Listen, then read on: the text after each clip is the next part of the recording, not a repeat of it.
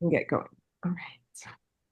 Hi, everyone. Welcome to the India International Group of the Fulbright Alumni Association, also known as FIIG or FIGS, 2025 Film Festival. I am delighted to see all of you. I'm the president of FIG, and like all our events and programs, this festival is a space for connecting, a venue for collaborating, and a platform for our members to showcase their work. This festival exemplifies the board's objective to make the India Interest Group a virtual home for its members. The idea was born when one of our members, Carlin Davis, reached out and we began to explore ways to share her work. 8 months, many WhatsApp conversations, and a few Zoom calls later, we have our first film festival. We hope you enjoyed watching the carefully curated selection of films and are very glad you are here to participate in the discussion with the panelists. And I need to share my slides, so just, sorry, 1 second.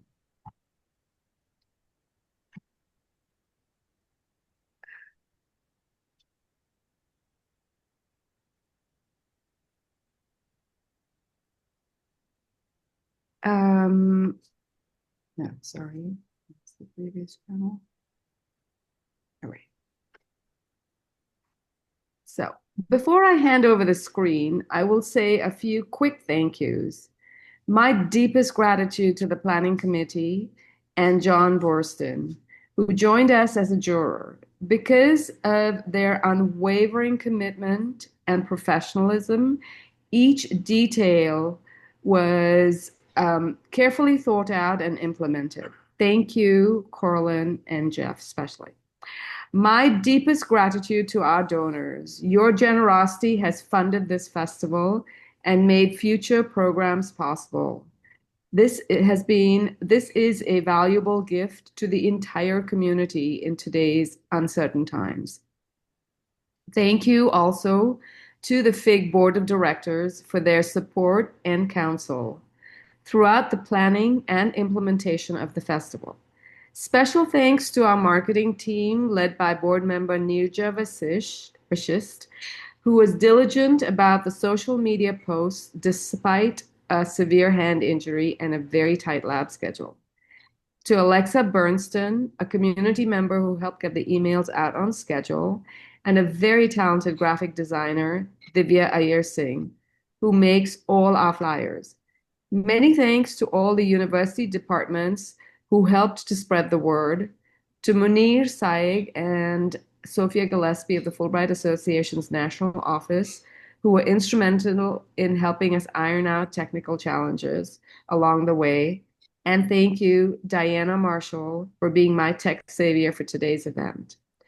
I hope this festival will be a memorable experience for all of you. The moderator for our second panel is Abhijit Paul. Abhijit teaches Asian American cinema as a tenure-track faculty in Asian American and Ethnic Studies at Laney College. He also teaches global film and media summer courses in global studies at UC Berkeley. His courses cover a wide range of independent cinema, including eco-cinema and no-budget cinema. A self-taught filmmaker, Abhijit has completed a docu-feature short on all right, I wrote this in Bangla and I can't remember. Bhatti. It's on Bhar. Oh yeah. Earth and teacups. On earthen, yeah, teacups. Makers in Kolkata. Bhati, the kiln, 2024, and is currently working on a full-length feature, Bishtail, which is poison oil, which tells the story of a marginal Muslim family, farming family in West Bengal, living with water shortage and increased dependence on chemicals in the era of climate change. As a college student, Abhijit was an active member of Cine Central in Kolkata, where he developed his passion for independent cinema. Born and raised in Kolkata, Abhijit has been teaching South Asian language, literature, and cinema since 2004 and researching Jute cultures and communities in India since 2011. He has published several essays based on his doctoral dissertation on the jute industrial community in West Bengal, and is currently working on two monographs, one based on his dissertation and the other on the jute agricultural community in West Bengal. He's also working on two books in Bangla on the ethno-philosophy of jute and sustainability of Bhasha Lipi, an independent Bangla literary publisher in Kolkata. He is an annual fixture in a critical media plus tech plus philosophy podcast called Sin Talk, based in Mumbai. Obijit first came to the US from India in 2000 as a Fulbright doctoral researcher studying American literature. Many years later, after earning his second doctorate in South Asian Studies at UC Berkeley, he became a Fulbright Nehru US Scholar and later a Fulbright Hayes US Faculty Awardee. Obijit works at the intersections of critical ethnography and cinema with a focus on environmental justice and sustainability in South Asia. And he's involved in youth empowerment in industrial and farming communities impacted by technological and environmental change. Oh, sorry, I meant to have this up. Obijit, it's yours. Thank you, Mrinalini. All that lengthy introduction was my fault. I just put all my CV out there. All right. So first off, thank you for organizing this, Mrinalini, this wonderful film festival, and the opportunity and a great opportunity for me to meet with ex-Fulbrighters, Fulbright alumnus, alumni, and people who are Fulbrighters who are filmmakers, and it's just absolutely wonderful to be here. So thank you very much, FIIG, Mrinalini, and all the organizers of this festival. So to an extent, I think I want to begin just by giving a very brief spiel, a couple of minutes maybe, and go on to talk about like all the three films that we are covering on this panel. So two documentaries and one feature film. That's our panel. The two documentarians here are Annette Danto and Kaveri Kaul, and the feature film filmmaker we're covering here today is Obijit Chaudhary from Kolkata. And we're going to talk a little bit about how this particular Fulbright panel is focused on using independent filmmaking modes, and also even if, for example, in Obijit's case, it may or may not, we have to debate that, qualify for independent filmmaking, to what extent. And so that's something that we're going to keep in mind while I am sort of trying to present this material. To me, independent filmmaking is a huge canvas. It can be from Sundance to the no budget filmmaker. So I also want to put it out there that independent filmmaking is what has made cinema so experimental, so noteworthy, so accessible, right? So revolutionary even. I mean, I cannot think of any genre of filmmaking that has not been affected by independent thinking, independent filmmaking, auteur style of filmmaking, where sometimes you don't have enough people on board, but you just sort of, rush through. You manage, you make do, you use available resources. All of this tells me that the sheer capacity of the individual and small groups to make film and cinema meaningful simply happens because you don't have enough resources to cover your base necessarily all the time. So this innovation, this impromptu style of filmmaking that has been around since the birth of cinema, I would say, up until today, and also going forward, I believe and imagine, is something that we need to celebrate. And since I do teach Asian American cinema, have been teaching Asian American cinema for a while, I also want to share that one of the most prominent works of Asian American cinema came from a Chinese American woman called Marianne Wong, who made The Curse of Kwangwon in 1916 in the era of Chinese Exclusion Act in San Francisco, independent cinema. She didn't have any opportunity for getting a studio because, and also because of racism and all the, exclusionary laws and everything. There just was no opportunity to do that except for independently. And she got all her family together, raised funds, right? And then made this film, a full-length feature film, 37 minutes of which is only exists now. So that's just to give an example of what it takes to make a film if you really want to make it. Because one of the things that I keep wondering is why would you even want to make a film if you don't have the resources, right? What drives you? What is the drive? Where does it come from? So those are some of the questions we're going to talk about in connection with the three wonderful films that have been presented to us throughout the last 2 weeks, and we're discussing today. All right. On that note, let me get the first. Shall I just ask individual filmmakers like Annette, Kaveri, and Obijit, one after the other, or am I just so what's going to work better? Do you want to just introduce them really quickly? Sure, absolutely. And then, yeah, Sure, however you sure. want to, you know. Right. So let me begin with Annette's film, Annette Danto's Dindigul Diaries. Annette is a two-time Fulbright awardee. Is it two times or three times? I believe three times. Three times Fulbright awardee who has made full use of Fulbright to document the life of labor. And that is what we're going to talk about. Life of women labor in Dindigul. I believe it's an 11th largest city urban agglomerate in Tamil Nadu.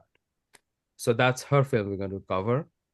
The next film we're going to talk about is Kaveri Call's film. Kaveri is a New York-based filmmaker, a documentarian, and one who and I have to admit personally I have a lot of connections with Kaveri's film in terms of the locale where exactly the film takes place. I'll talk about that in a minute. So Kaveri's film, the Bengali, the Bengalis is something that is gonna sort of garner I'm sure a lot of interest for those who have already seen it. And the third film, the feature film. So those two are the documentary films we're going to talk about. The third film is Obijit Chaudhury's Dhrubor Aschorjo Jibon, Dhrubor's Strange Life, which is told in four quartets of sorts. And then we're going to talk about what inspired Obijit to make that film, a feature film, which covers from art deepfake to, not a deepfake, but art and fake relationships to AI. So we're going to talk about that. So those are roughly the three areas. And so what I find interesting in all the three films is how each filmmaker has taken the materials, have stretched the material of both using local resources, even though they may have flown in from the United States to particular places in India, they have used a large sort of panoply, I would say, of local resources to make their films happen. Now, while the crew may be American or they may have used their own crew and and materials, but the film is giving voice. Each of their films is giving voice, for the documentarians especially, giving voice to the local people, to how the negotiations are being made. We are made privy to those relationships. And I'm kind of interested in those myself, because those are very close to my heart, because how you use your tool, your filmmaking knowledge, tool, expertise, etc., to bring out the tensions and the relationships, both within the frame as well as how you negotiate them from and outside the frame, are also equally important. In Obijit's case, what I find very, very interesting is that it is a quintessentially, in a way, Bangla film, as in, it has a very even if I may say, go to the extent of saying a well-wrought theme or a set of themes which deal with the angst of the anxiety of the disaffected slash foster youth in this case, Dhrubor being a foster youth kid who is negotiating his everyday through through different lenses and through even impersonations. So those are things that sort of prompt me to think about like what kind of negotiations is Dhrubor doing within the Bangla sort of within the in a contemporary Bangla society. So those are the three things that I want to put it out there right away. Now, if when I go to specific films, say for example, and here I would want, I would, here I would think like if we discuss Anit's film first, and then Kaveri's, and then Obijit's film, then we can sort of get started. Is that how you want to? That works. All right. Sure. So Anit, thank you for screening your film. So I want to say it was fascinating as my own research for decades has been in the area of informal labor. So which basically means that I have been working on jute cultures in South Asia. And so, and I know Fulbright has been, so that's my question. I know Fulbright has been extremely supportive of research in South Asia on a wide variety of levels. So my question is, how did your experience of Fulbright shape the film? Let's start there. Well, it's a big question. I know it's a big question. Do you want me to pare it down even further? Well, I can just say briefly, I Sure. received a Fulbright. My interest in going into this region to begin with had to do with wanting to learn and develop more skills in using media for educational outreach and community education. And when I was exploring institutions for affiliation, I found two institutions in the world at that time that were using media in a broad sense. They were doing puppetry and dance and street theater as tools for healthcare education, community outreach, dealing with educating largely illiterate populations. Two places in the world. One was in South Africa. There's a very big initiative to use puppetry as a way of offering HIV/AIDS prevention. Mm-hmm. And the other place I found was in the Dindigul district, a place called the Gandhigram Institutions. It's a series of a university, a healthcare research division, an Ayurvedic plantation, a weavers collective, a children's home. It was a conglomerate of institutions that were set up by several Gandhi disciples to develop and help improve life for the hundreds of villages surrounding this institution in this region called Dindigul, the Dindigul district. And one of the things they were doing a lot of, because at that time the populations were largely illiterate, they were doing street theater, song and dance as a way of communicating various messages to the different populations. So dealing with girls' education and environmental sanitation and prenatal anemia. And it was very, very interesting to me. And I thought, I have video equipment. I was a professor at the university I'm still at, the City University of New York, Brooklyn College. I had equipment. I thought, well, maybe together I could learn from them and I could bring video into the mix. And together we can maybe make a series of videos that could then be used, creative videos that could be used for educational outreach. And that's what happened. And so I went to this region and brought my video equipment. And together we made some music videos working with the local villages and villagers, but targeting very specific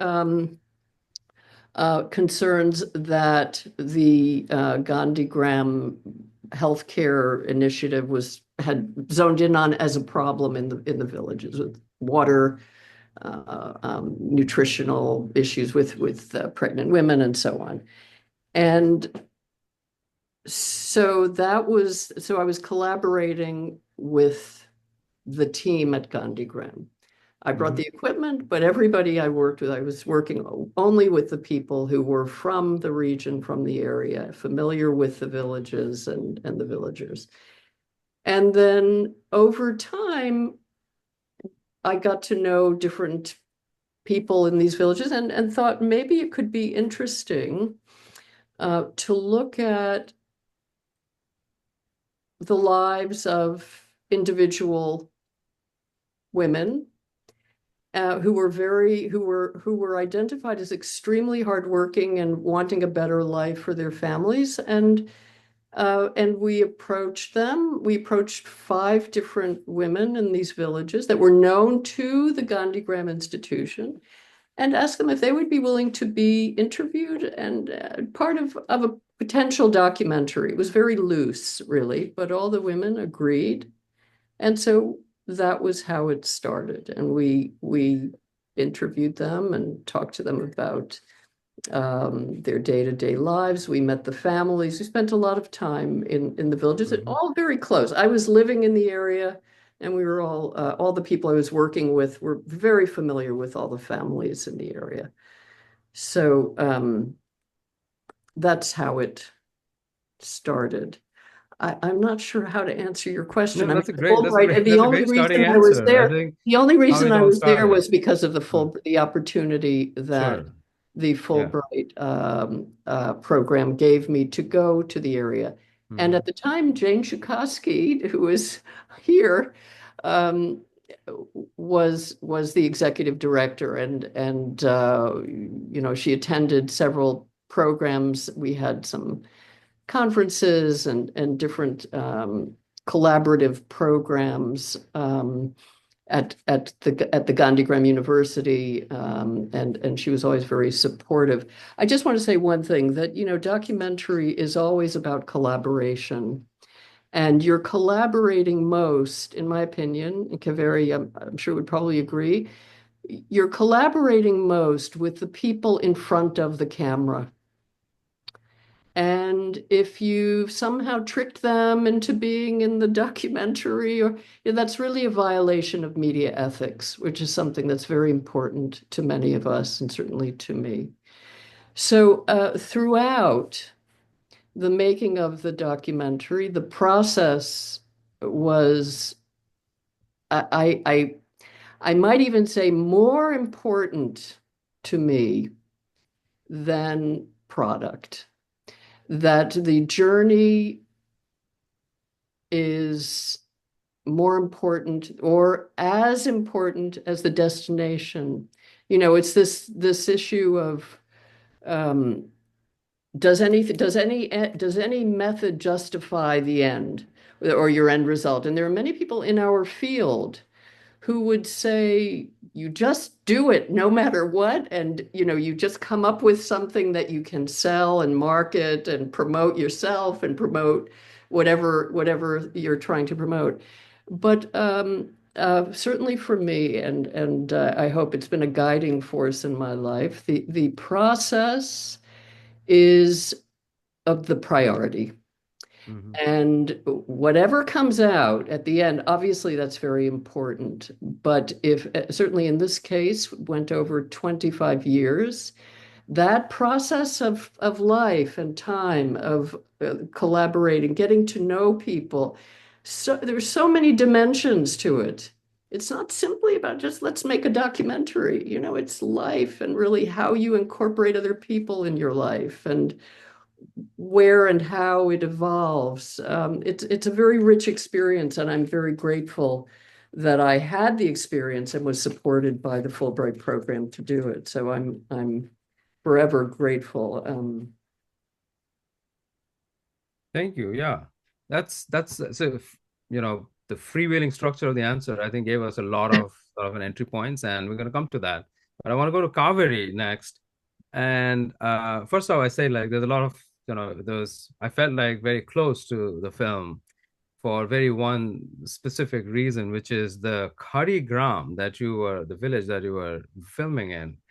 My no budget film, which is currently we've been filming for the last couple of years, or a year and a half, I would say, is very close to the Kharigram. So I know the community that you have, I mean, as in like, we've been learning all about the community in that area, in the same district of Hooghly. So the images, they were popping out at me like, oh, yes, I think I know this place. I think I know that road. So that recognition was like, poof, right? So it just happened. And then it made me think like, how much Fatima, the New Orleans, must have felt about those moments of recognition. And how does a New York-based filmmaker begin to think about picking up this story and theme to connect to an unknown journey in a way, right? Because you did not know where the place was. So how does that happen? So sorry, I'm just starting out asking questions that intertextual critics shouldn't ask, like connecting the film with the filmmaker, but I think we got to get started there. The filmmaker is very important here. So please, Kaveri. No, that's great. Thank you. Actually, now you've gotten me intrigued. I want to hear about which village you were filming in and what were you doing there. We need to have some chai and talk a little bit. Yeah, sure. Um, Chai pe charcha. so yeah, this film started, I'm Kolkata born, but raised in this country. I am very close with India and especially Kolkata. I've been back there many, many times. Um, this film started as a journey, as all films are. This film started as a journey into the unknown, which is usually not so much the case. I'm interested in shared histories. I knew there were people from India who had come to the US long before my family did. I knew this was not in the history books. So I was very interested in going back to India with a descendant of one of the first immigrants who came to the East Coast in the late 19th, early 20th century. As it happens, they were Bengalis. So we were going back to a part of India that I know very well. What intrigued me was also the different relationship we have within the diaspora to our heritage. There are those of us who speak to our cousins on WhatsApp daily.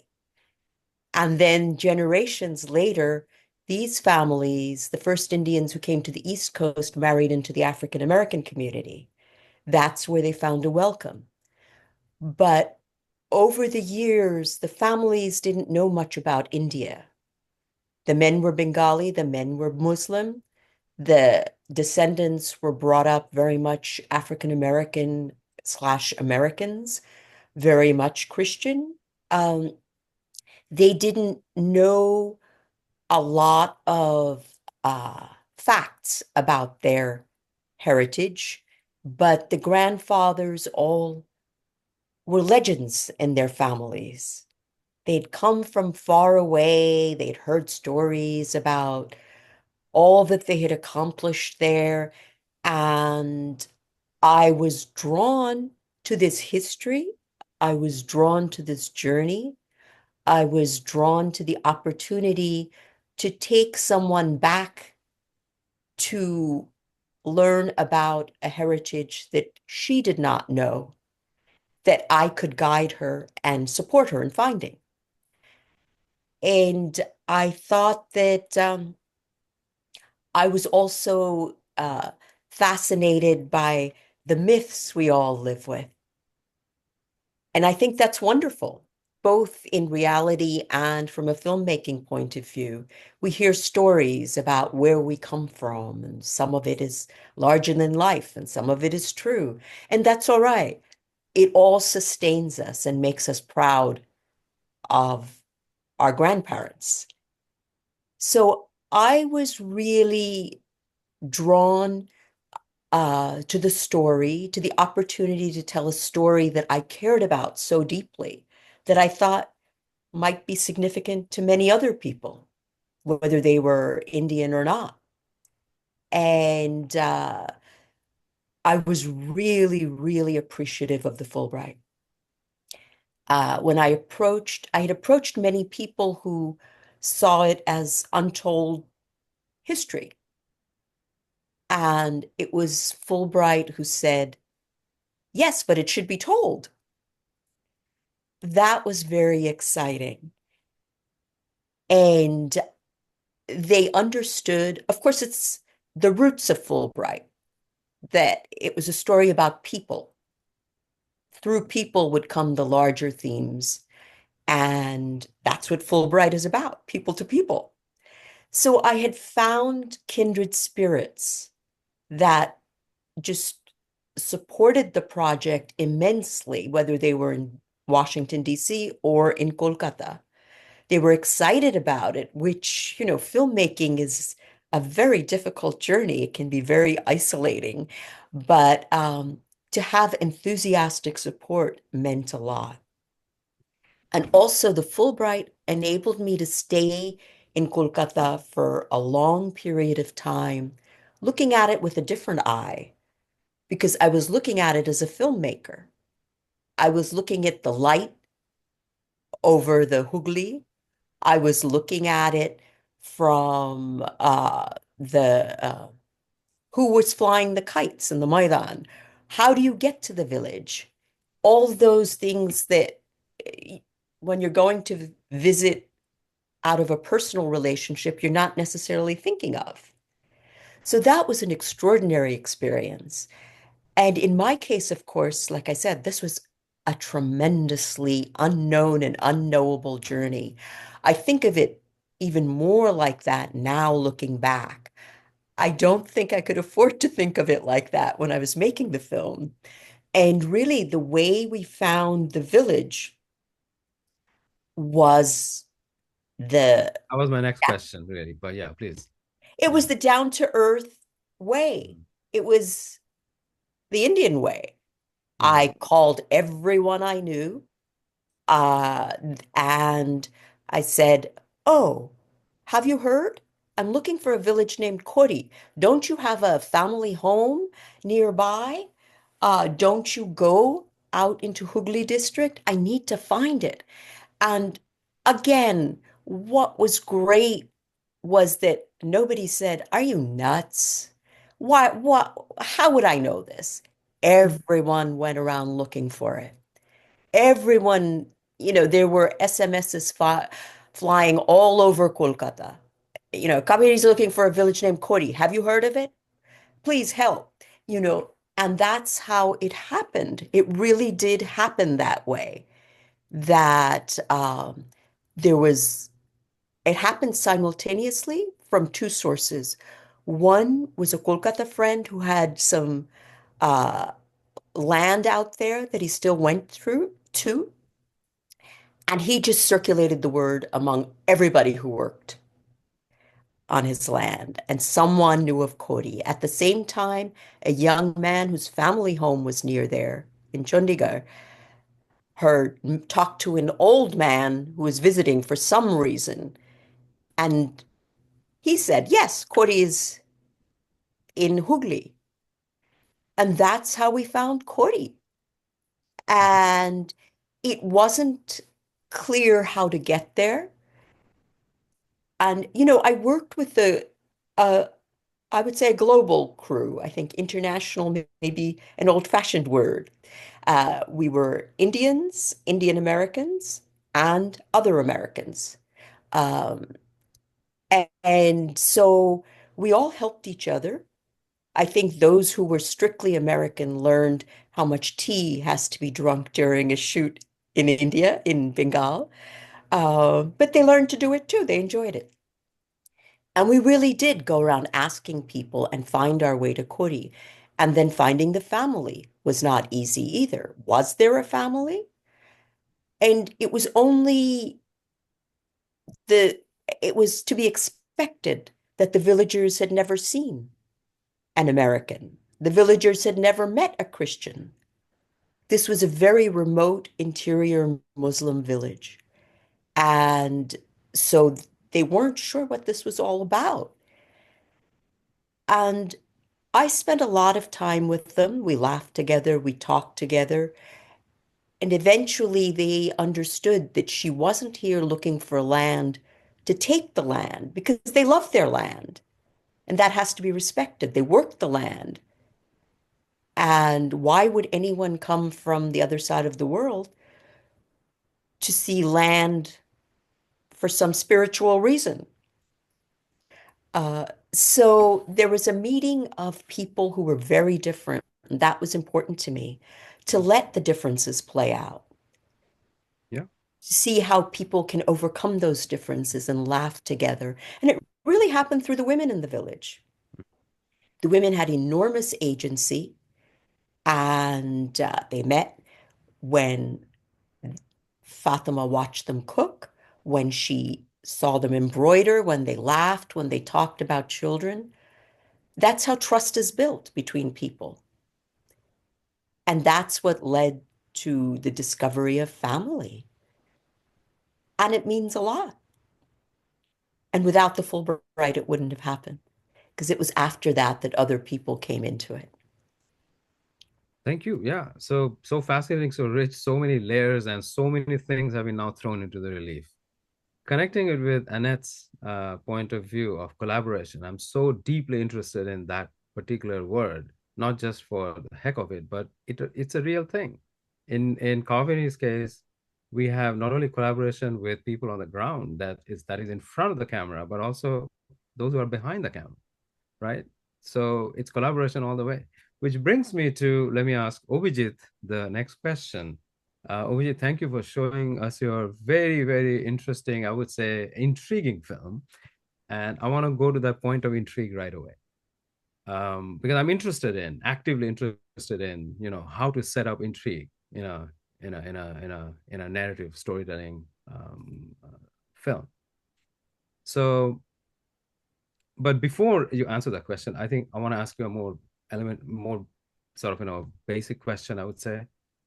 You were, if I'm correct, you were a scholar in residence. You were a sir at Drexel University. So did you get to show your film there? And can we start from there? Like, how did the audience, faculty, students react to the Bangla intrigue? Let's put it there. Yeah, one of my class was like modern Indian cinema. So I showed them a lot of Indian films. Actually, I shot the film and then I took all the rush and then I went to Drexel. I was editing there while I was teaching. So I could only show them the first chapter of the film. And they were very much supportive, very much intrigued with the whole concept. They loved it. And yeah, it's like that. But it was not the complete film. Sure. So the concept. So the first part of the film, or the chapter, as they say, was about Dhrubor navigating through the art world, or shall we say, Jamini Rai and FIIG, right? Would you have any? This is just from, like, I'm trying to throw open as many possibilities of trying to get the research from you for the film.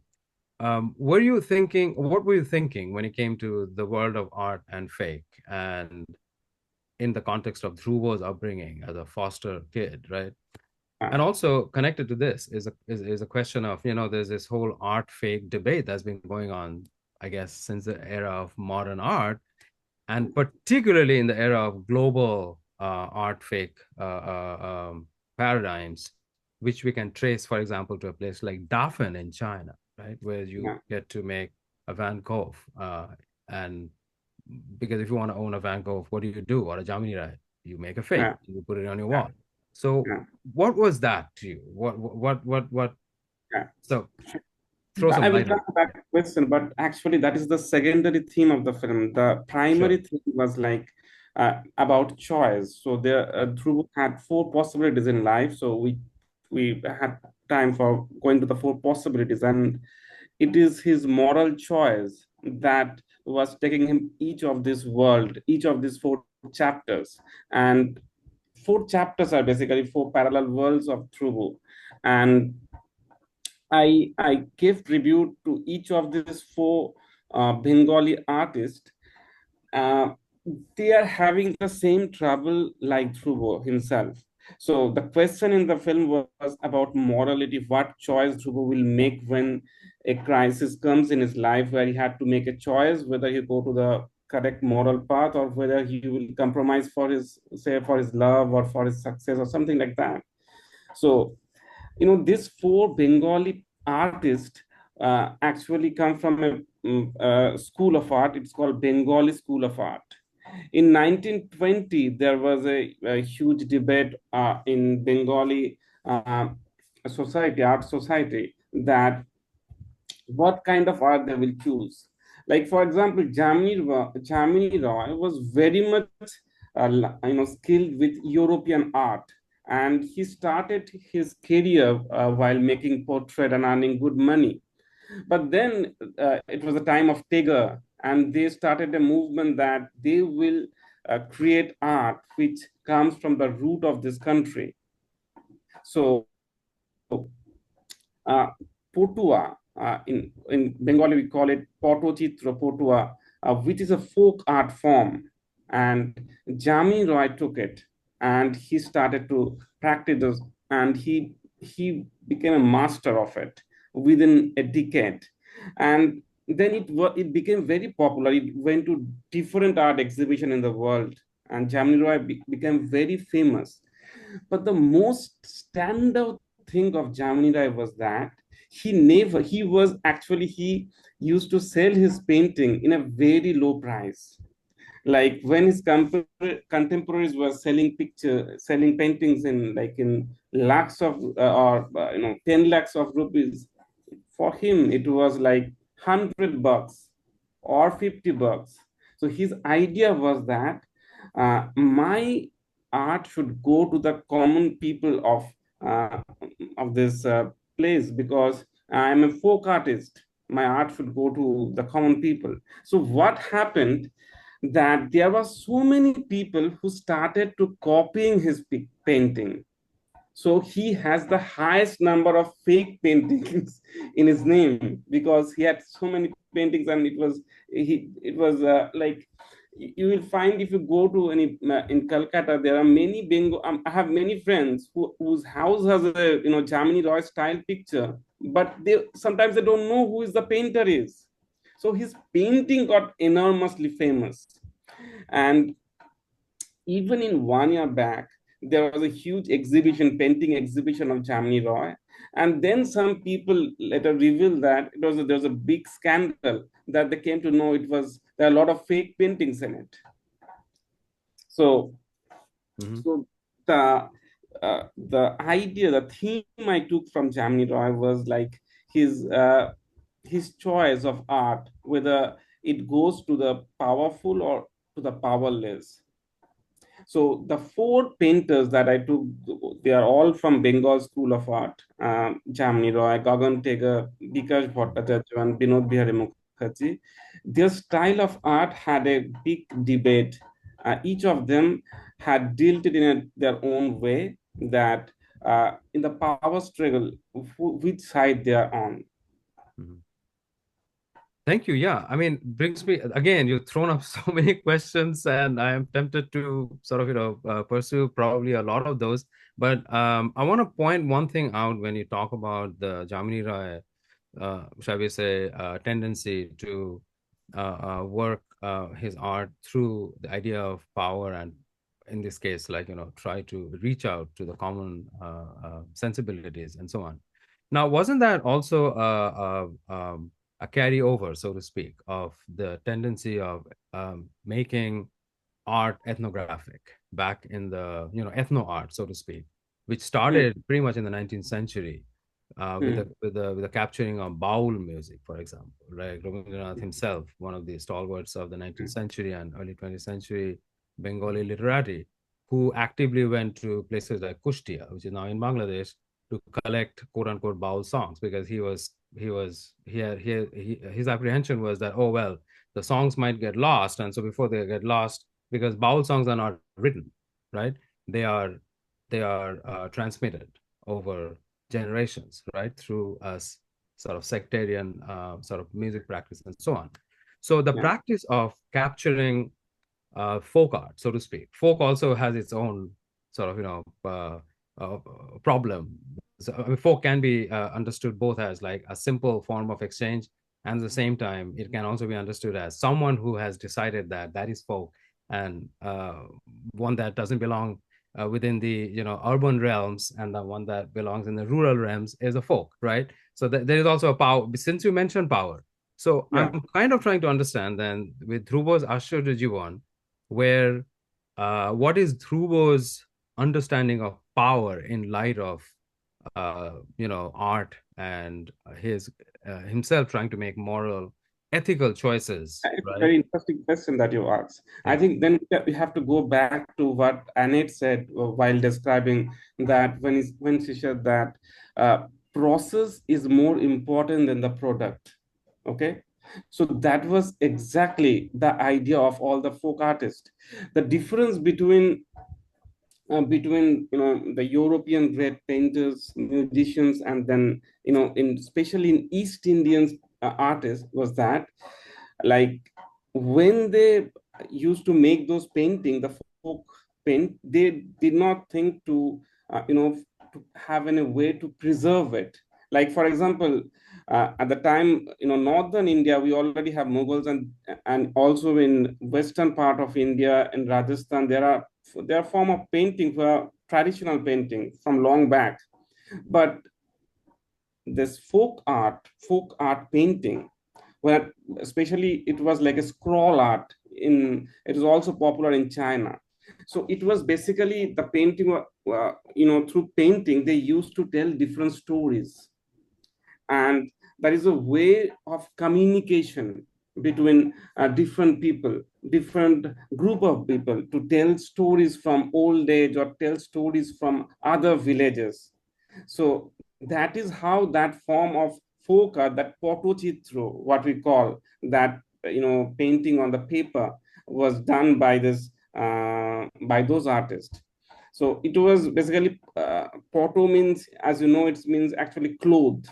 Okay, Let's so scroll. it's actually on a piece of cloth they used to paint, and they had a very unique way of painting, that they don't care about the background, they only care mostly about the characters, you know uh, so some people, like, even Picasso said that it has a huge modern painting style which they had in this kind of photochitro. So later became very famous.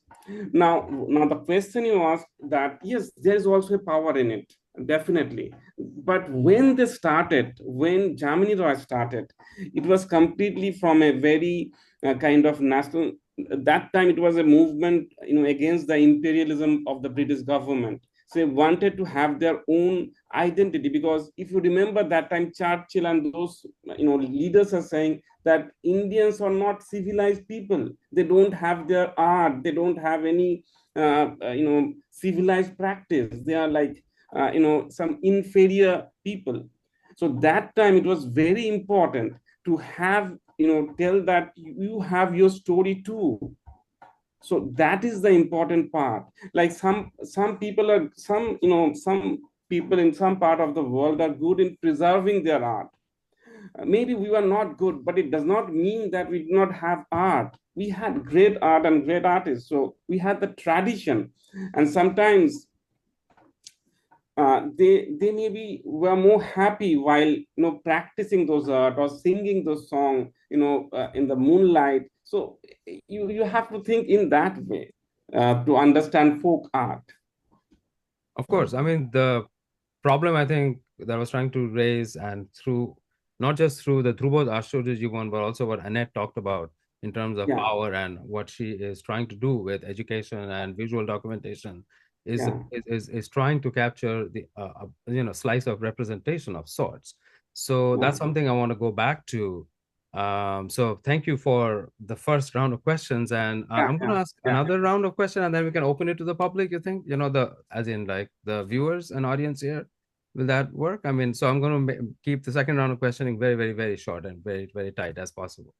So going back to Annette, so while it's all a process, it is in the world of independent filmmaking, documentary filmmaking, this film, Dindigul Diaries, will come as a documentary on labor and work and a labor of love as well. So in that context, I want to draw your attention to this question, how do you see yourself in the I would say fairly well spread out sort of genre, if I may even use that term, of documenting on labor and work.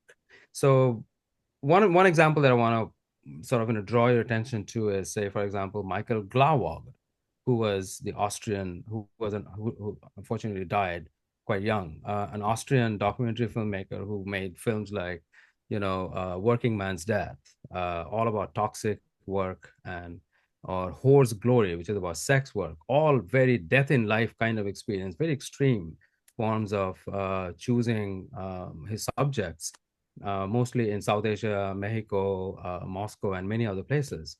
So how do you see your documentation of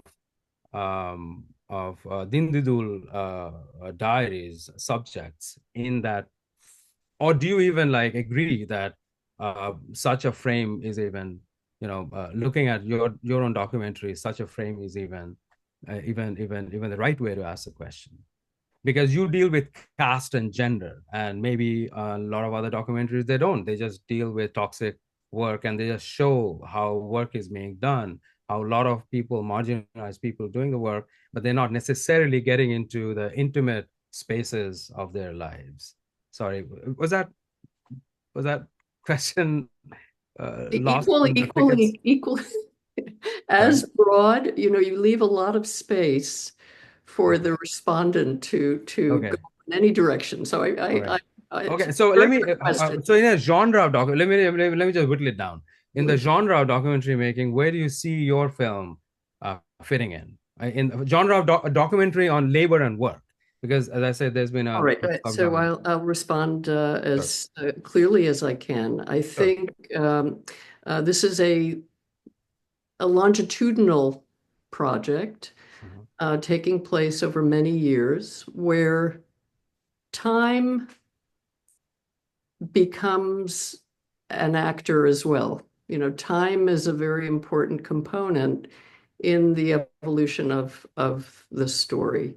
And it's really how do all of our lives evolve without anybody intervening? It's just your life, your day-to-day life, and what happens to your children and what happens to you over time.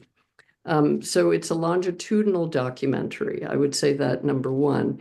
There are many different types of longitudinal documentaries. This is very loosely longitudinal, but it's very much about the dignity of labor and the resilience of women, and the power of education to transform lives. And some of these things we see precisely because it was longitudinal.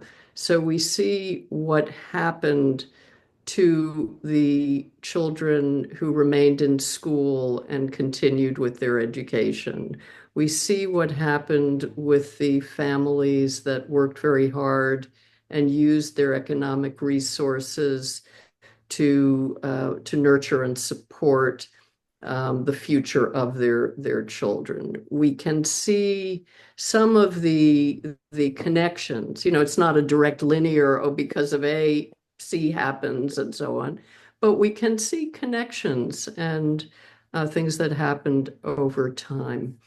I think I just want to say this about longitudinal because I nearly couldn't finish it, in part because of the technological changes over 25 years and the frustrations, the technical frustrations and difficulties of changing formats, different cameras, different sound equipment, using tape versus then using hard drives, different editing systems. We edited on every possible system, multiple languages and dialects, and having to translate everything. It was very, very difficult to complete because it was shot over so many years using so many different formats. And I nearly didn't. I was looking, in fact, Jane Shukoski, who was on this call, about a year and a half ago, I contacted her and I said, I'm looking for a place where I can donate 100 or 75 to 100 hours of footage. I can't finish this project. And after a conversation with her, I got back on the bus and I found another editor in Chennai, and I moved forward and finished it. She knew Avid, she knew Final Cut Pro, she knew Premiere, she spoke 4 different languages. She, had all of the skills that I needed to finish it. But longitudinal projects are very, very difficult. And again, I'm not answering your specific question, but I'm just sharing that information. But at the end of the day, I'll tell you, we had a big screening as part of the 75th anniversary of the Fulbright India program. We had a big screening in Madurai on January 25th, 2025, for all the families that participated in the project for 25 years. And they all saw the material for the first time. And some of the family members were no more. Some had passed away from suicide, from different things. And the children saw different family members. Again, over time, it was hearing their reactions and sharing the finished product with them. After that whole episode and event, I felt that I had completed the circle of this Fulbright project. I felt, okay, this is now completed, I felt that before. One of the things I think Jane had reminded me, and I knew, is that there were a lot of people that spent a lot of time sharing their stories and working with me, not just the people in the villages and the families, but also my colleagues at Gandhigram and my different Fulbright friends, and over so many years. And that I needed to go beyond my own frustrations and really do it for the benefit of everybody who had collaborated on it. And so I finished it. So I feel very happy to have finished it. I have to say, I'm sharing it. Maybe it's a little bit egotistical, but I just feel very good having finished it, even though I know it's not perfect. There are things some people said, you shouldn't do this, you shouldn't do that, you should, everybody has opinions about what it should be like or how I could improve it and so on. But for me, showing it to the families and having them come back to me and say, when are you coming to shoot the next segment with us? We want the grandchildren, everybody, they all want to continue to do it. And I said, well, maybe I can do a few more shoots, but then I'll have to pass on the footage to someone else, because I won't be able to be alive for 40, 50 years to keep going.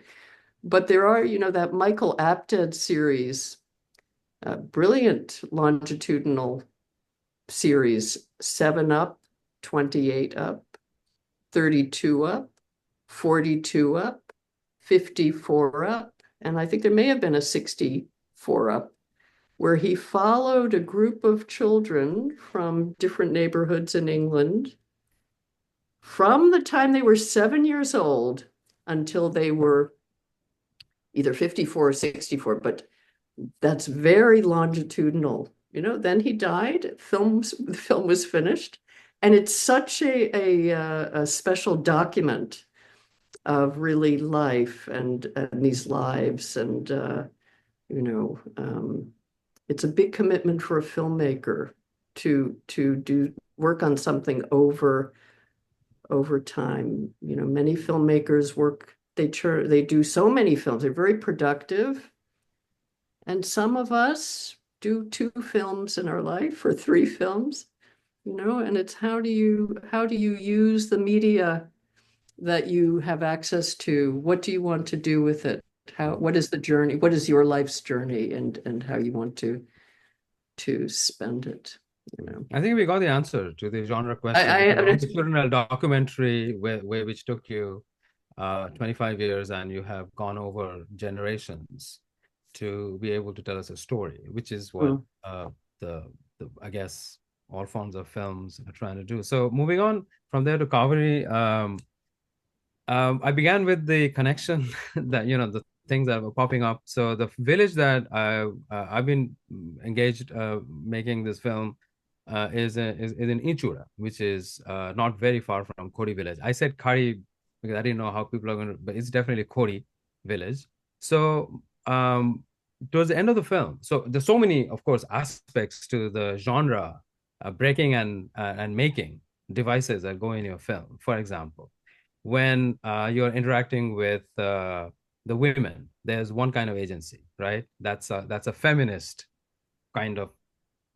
I don't want to use the word trope because that has been bandied about, but I would say that gives us a very specific frame.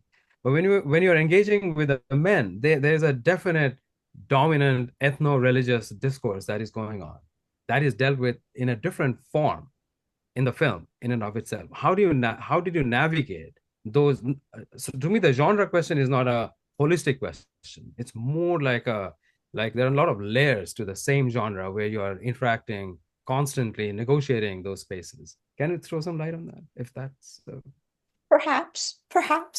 Let me take my cue from Annette and just sure. hold forth and see if I can answer your question. Um, you know, I think what the there are men in the film, there are women in the film. And There children too. are urbanites in the film, there are ruralites in the film. There are Americans in the film, there are Indians in the film. There are African Americans in the film, there are Indians in the film. So there's a host of different people, different characters who I think in a film you have to be true to each character. That's the filmmaker's responsibility to be authentic. What I valued in this film was the significance of oral history that's often ignored. It's passed down from generation to generation, another kind of longitudinal issue that is to be valued. And I think what happens is that you find different responses to those oral histories based on gender, based on where you live, how much you know of the world.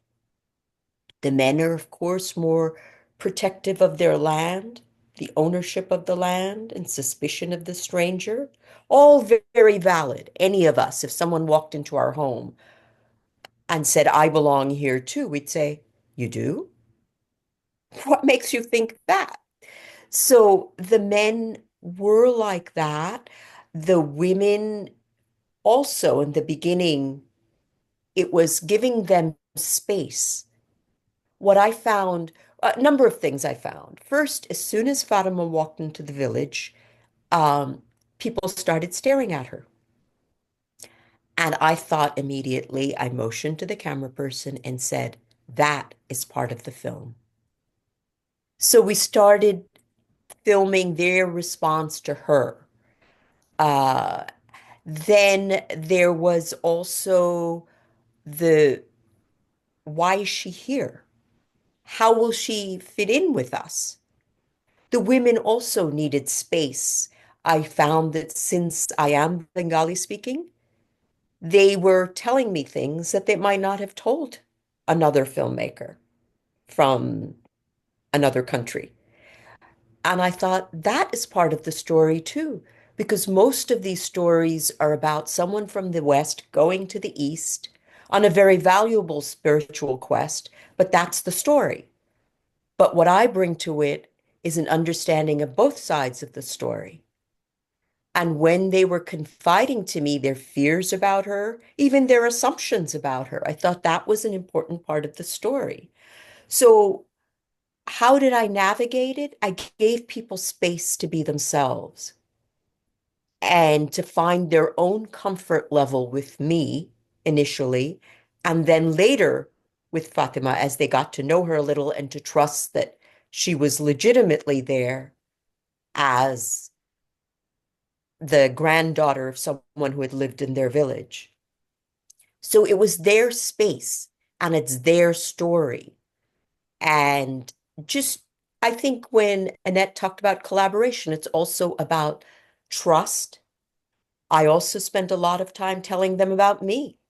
I think it's mutual. Who am I to go in there and say, tell me about you? They got to know me.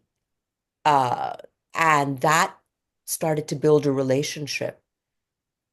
And over time, they relaxed with the outsiders, although I'm also an urbanite. So, in another sense, I'm an outsider, but I'm a Bengali urbanite. Um, so, in all those ways, we built trust and authenticity. And when the film was done, of course, it was shown in New Orleans, where Fatima, her family, and the whole community saw the film. It was also shown in many places in India, where many people in the Fulbright world and all our circles came to see the film. But it was very important for me to take the film to the village. Because what happens when you film in a place where the people in the film, who've given so much to the film, can't see what you've done with it? So when I went to Kolkata, I mentioned to my Indian crew there, hey, I'm coming into town. I'm going to be going to the village. And I was thrilled because they wrote back to me right away and said, we're coming with you. So we took the equipment from Kolkata. Everyone in Kori was very excited. They said, no, no, no, you can't show it in the schoolroom. It's too small. We'll show it outside. So we did it outside. Word spreads. That's how I found Kori, right? Word spreads. There were people from villages all over that came to see it. We showed the film. The villagers just watched so closely. They laughed, they listened, they talked about it afterwards. It was one of the most special moments of my life. And that too, I think, is important in building the collaborative relationship, the trust, and giving the value of these stories, these oral histories that get passed on from generation to generation. The villagers had heard of people leaving for other countries, but now they know, and they were so excited that people everywhere will know about them, their village, what they think and what they do, and the value of their story. It meant a lot. Mhm. I don't know if I answered your No, question. I think you did. I That's mean, what we're the all saying at the end. interconnections are what matters in the. So yeah, I mean, there's so many. I do have many questions, but then I'll stop here and then I'll let the audience take over. We have, I think, about what, 20 minutes, 25 minutes. We started a bit late, right? Quarter to 12, 11, I believe. Oh no, what time did we start? Marina. Yeah, we have 20 minutes. 20 minutes. All right. Okay, so let's have audience questions.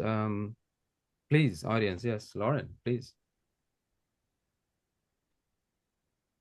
Yeah, you're on. Thank you all very much. Yeah. I don't have but audio, so you can't see me. I am 78 years old. I had my Fulbright to India in 1968-69. I recited this earlier, so I'm not sure if anybody was listening at that time, but I taught English language skills, but did independent research on the British period and the independence movement. I always tell people in 6 or 7 months, I did about 6 or 7 years worth of interviews, reading, and traveling and so forth to try to understand the modern India. We were both born in the same year, 1947. I in March, you all in August. Let me compliment you on the films. I was absolutely intrigued to be watching all 9 of the films as best as I could. It's a little bit hard to sort it out and sit here without a trailer to remind me of explicit details that I particularly enjoyed watching. There were so many in each one of the films. I'm going to ask you a fairly technical production related question, and that is when you make a film, whether it's a longitudinal film or something a little more discrete, at what point do you plan the distribution and circulation? And if you could sum up what has been done with your film, like this film festival, and give us examples, and then grade yourself on the expectations of what you had, where you're at now, and what further you might be doing by way of distribution and, if you will, marketing, if that's the right term for it. And thank you all very much. It's an open question to all 3 of you. Well, my film, Go ahead, Carrie. well, my film has been on the festival circuit in many places, and it has been in India in many cities, is now in educational distribution through a company called Good Docs. So if anybody wants to show it in their schools, please contact Good Docs and show it. And we've also started, we're preparing to launch a campaign called a Shared Histories campaign. It's inspired by the Bengali, but we will invite people of many different communities to share digitally their shared histories, because we are very committed to making us all aware of our global interconnectedness. So the Shared Histories campaign has been very exciting, that one film can then lead to a larger, more ongoing campaign inspired by a South Asian story. Thank you. Annette, do you have thoughts on this? Sure, shall I go? So we finished the film in August 2024, and since that time, I partnered with an Indian filmmaker who made a documentary about the Amish, an Amish community in Gambier, Ohio, and we created something called a reverse gaze series of screenings, where myself as an American filmmaker made a documentary about a rural region in southern India, and this filmmaker who is from southern India came to the United States and made a documentary about a rural community in the middle of Ohio, and it was about the Amish. So we had set up a series of screenings and discussions about this idea of how we view cultures different from our own, and set up a number of kind of mini conference types of screenings, mostly for academic audiences in the United States and in India. We had about 8 screenings in India in January and February. In addition, it's been in many different film festivals, and I've participated as much as I've been able to in discussing the documentary. I would like to pursue some sort of distribution eventually, but for now, I don't yet have the music rights, so I can't enter into any kind of distribution arrangement. But it's okay, you know. I mean, as I said, for me, screening the film for all the families, I feel like I'm I'm finished. I don't know that first of all, I don't see it as something that is necessarily going to have widespread distribution. And, I doubt that I would make money, and I wouldn't really want to make money from it, frankly. Um, so this whole idea of distribution, I think for me, the taking it around, having discussions, panel presentations, outreach. Maybe I'd like to do something with the high schools, high school level education, and so I'm in the process of figuring out what to do about distribution. But I think for me, the most important aspect of the distribution was to share it with the people who were involved, and to me, that was the distribution goal that I feel I achieved. But anyway. Yeah. Thank you. My film went to many festivals first, and it was awarded Best Film in Kolkata International Film Festival last year, and Congrats. it's still going to some festivals still. And in 28th February, the film was released here in Calcutta, and we had a very good response from the audience, and yeah, and now we are in talk to sell the film in a streaming platform. Cool. Yep. Thank you. Thank you. Yeah. More questions?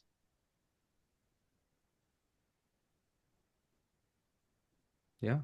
Nalini, please. So what are your future projects, all three of you,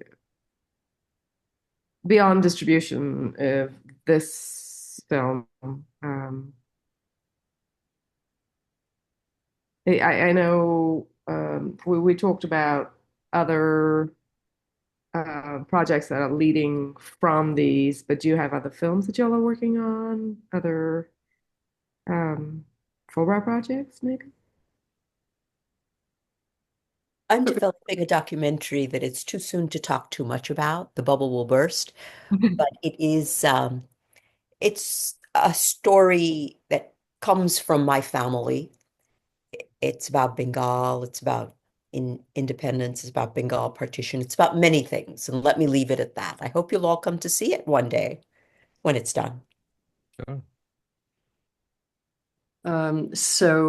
Dindigul Diaries is very much about resilience and about the ability to overcome hardship and challenges and carry on with life.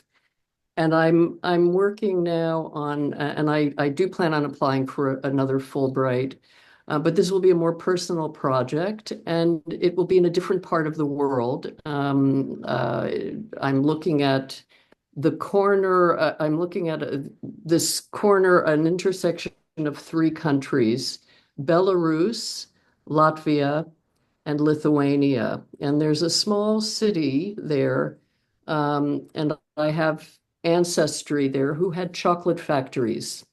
And I'm doing a lot of archival research about my grandmother's journey from, she was the wife of someone, my grandfather had these chocolate factories, but she came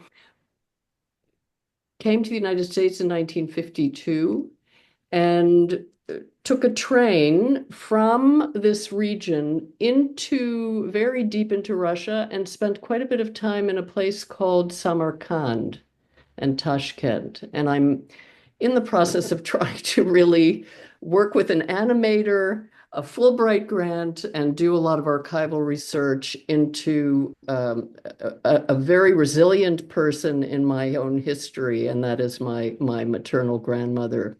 So this may be the last film I do with my life, since everything I do tends to take 10 to 25 years. So I think, when I'm 95 or so, maybe I can join this or some other group. Maybe you'll broaden the Fulbright Festival to include different countries. And I will look forward to hopefully being able to participate at that point. That'd be lovely. Thank you.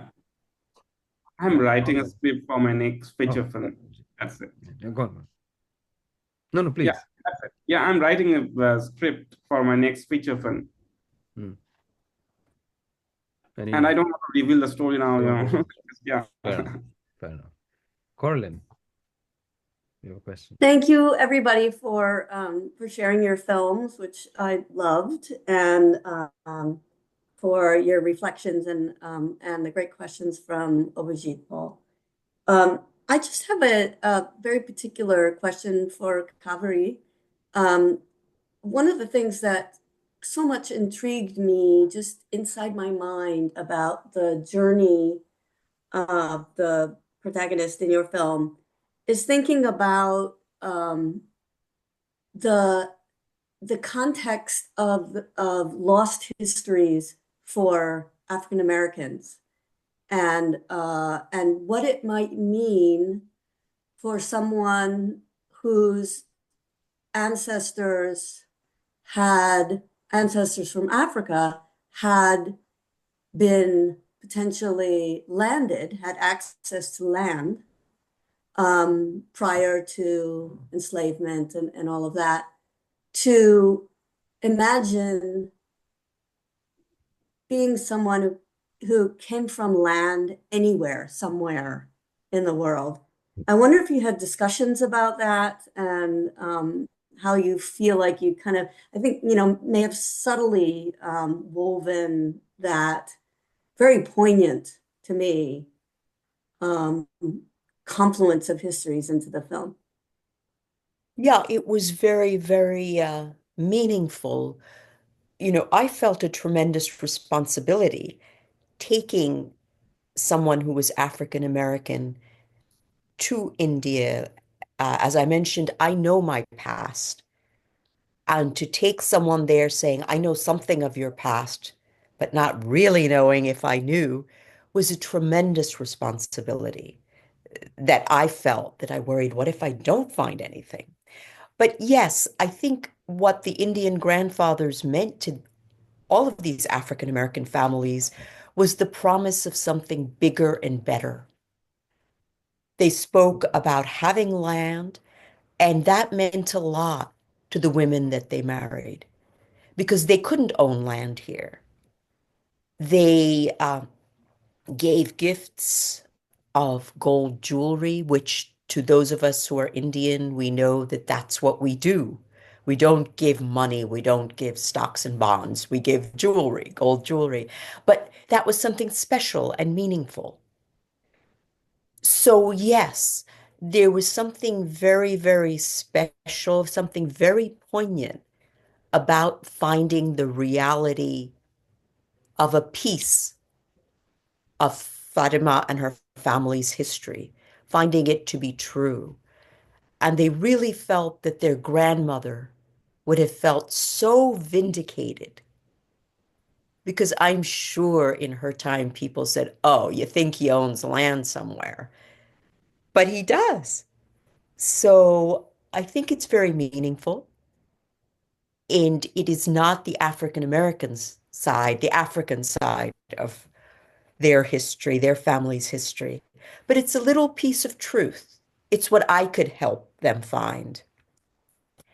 And I think shared histories are important in that way uh, because we are all interconnected on some level, and to recognize that is very, very valuable, especially today. And when you say what did it mean, I must say there was a technical aspect to it too, because when I looked for archival footage, which I've used in other films, I found everything was, well, we were under documented communities, and the material was fairly dry. And what I wanted to show was the liveliness within the communities that allows people to survive and to just get beyond outside forces that may be violent, which is why I turned to animation to bring that out, that history. So all of that goes into it. Thank you.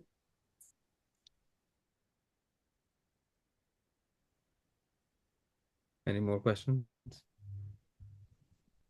from the audience? I have questions for both Anita and Kaveri. May I? Yeah, of course. That's the whole point. So, Mm. first of all, I really enjoyed watching both of your documentaries.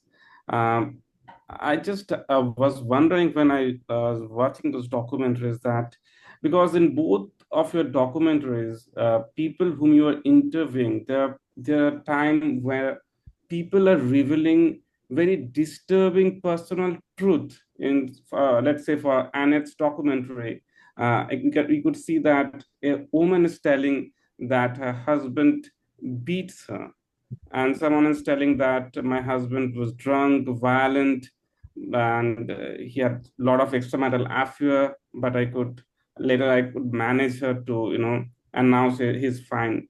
So when again for Kaveri's case, there are sometimes the people are talking about comments about social political comments which are not right, in our in the world we live in the logical world, but they are having those realities within themselves. Now, how you handle that when this kind of truth comes out with people whom you interview? Do you do you chat about that, or you just stay silent? You don't reveal what you think about that matter? Hmm. Well, I think there are two aspects of it. There's what happens on camera, and then how you use it in the film, which I like to contextualize it. So if you show someone saying something out of their daily life, at least you show why they're saying it and out of what reality they're saying it. But then there are chats off camera too, when you can discuss, probe, explore, not attack, because we all have different realities, but just bring out the discussion even more into a conversation.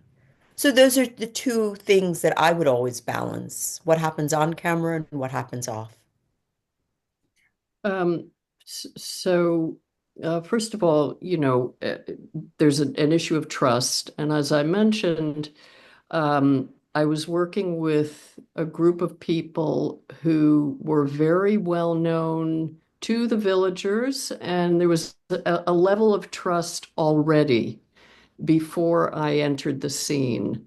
And so that's one factor, if people feel they've trusted a nurse or a doctor or a social worker with information about their life previously, then if that social worker brings a foreigner, a stranger into the mix, if the trust is there, then people will speak openly and feel comfortable. Um, I'm a licensed social worker. I have, a number of degrees and interests in different chapters in my life. And I've done a lot of work with these kinds of social problems and issues of domestic violence and crisis intervention and all of it. And really, when people share this with you, in this context, in the context of an interview, it wasn't them coming into an emergency room where you have to figure out, okay, we want the person and the children to be safe. What should we do? How do we intervene? This is a situation where they're sharing aspects of their life, and they're sharing openly that they had these difficult times, or they speak about their substance abuse openly, about their the alcoholism, which is very common in the area, suicide, which is very common in the area. And when people share that, you listen, and they don't expect you to come up with, well, this is what you should do, and why did you do this, and blaming. It's really just listening and being empathic. And again, in the role of a documentary filmmaker, you're not there in this situation to intervene, right? If they were coming to me in a hospital or in a clinic, it's very different. So the context is very important for you as the filmmaker to be aware of, and your role, right? And the expectations, that's also very important to clarify early on. What are the expectations of the people who you've asked to participate? Do they expect to be paid? Do they expect to get something out of it? Or are they just sharing because they want to share with other people and be supportive of other people who are going through similar situations? So, Okay, thank you. Um, if I may. Sure. So I, I'm looking at Obijit's question from having grown up in India, and I think it takes a lot of courage, one, to record that, and two, to share that, both sides, being on both sides of the camera. Culturally, we don't share things like that. And that's why, you know, I get where Obijit's coming in from. Those are very hard questions. They're more easily expressed in a Western sense, but it isn't something that we as Indian society would normally acknowledge, or even today. So kudos to you, Annette, for having been able to contextualize that information. But yeah, OG, that is definitely a question that, even when I heard it I saw it on screen, was my initial reaction was, wow, they're actually talking about that. Uh, so yeah, that was. yeah, I think again, to reiterate, I was working collaboratively with the Gandhigram Institute of Rural Health and with social workers and medical people who were actively working with families and villagers in this area on many of these concerns. So that level of I don't want to say it's intimacy in a certain sense, or that level of sharing what the hardship is, and if your husband is drinking and you don't have money for this or that, or there's some abuse going on. Those were the kinds of discussions and conversations that the Gandhigram, team was already they were actively having those kinds of conversations with the families. I know what you're saying, but I think they were seeing families who had been in different situations where they needed active intervention and help. But yes, I think the women that shared their stories had great courage, Right. and they have all overcome in a certain way. They've all done very well in terms of moving their lives forward in a positive way. Economically, almost all of them are much, much better off now than they were, and the children are really much better off. And they've come through very difficult times, like we all do. It's not just unique to rural India that people have abuse and alcohol. I mean, we know that. And so we can all relate to that, I think, in many ways. I also wanted to relate that actually to Sama. Carlin, isn't there a segment in Sama, or am I confusing you with something else, where they are showing, one of the artists is actually showing how they are drawing this story out of how when the husband has money, he goes out and drinks, comes back, and starts physically abusing his wife, and the children are standing there. And was that in Sama, Corlin? Yeah, exactly.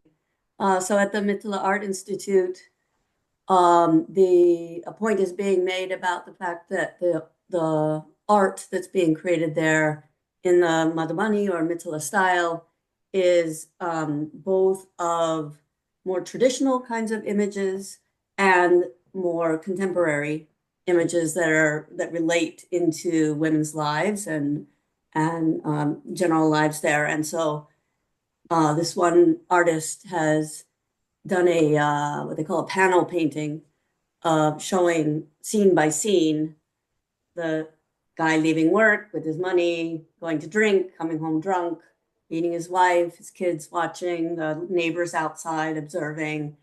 And then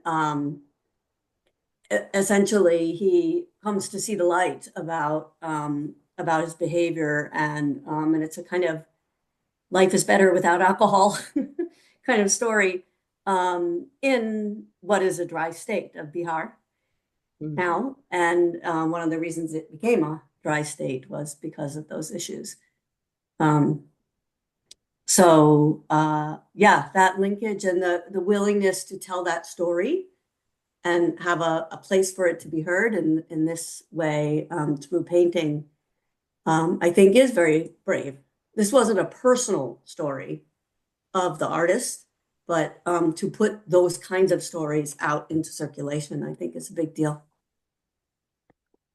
I believe Kaveri needs to leave, but Lauren has a quick question, and because we're already over time, and our next panel will start in a few minutes. But Lauren? Yeah, quick question. I will be watching each of the films again in light of your comments. What advice would you give me with your particular film that you want a fairly intelligent, proactive, politically astute, philosophically shallow, deep, whatever, to look at in your film? Make it short. Don't make it too long. Enjoy it and take from my film at least whatever you see in it that resonates for you. Yeah, and I would say to pay attention to the sounds of rural India and of rural southern India are so layered and rich. And I would encourage you to pay attention to the soundtrack, the ambience, especially over the end credits. So noted for both of you. Third person? Yeah, I will say also to enjoy my film because it's more about getting the content and the story. Will do. Thank you. Will do. Thank you. Annette, I also love the camera work in your film because there's a lot of focus on specific aspects of a rural life, just zeroing in on things that resonated with me. Thank you, everybody. Thank you so much, Obijit, Paul, for moderating. Thank you to all the panelists. Really appreciate y'all being here, sharing your time with us and your work too. We will see you shortly in about 10 minutes, I think. Thank you very much. Minutes. We have 20 Thank you. Thank you so much. minutes. Bye-bye. Bye.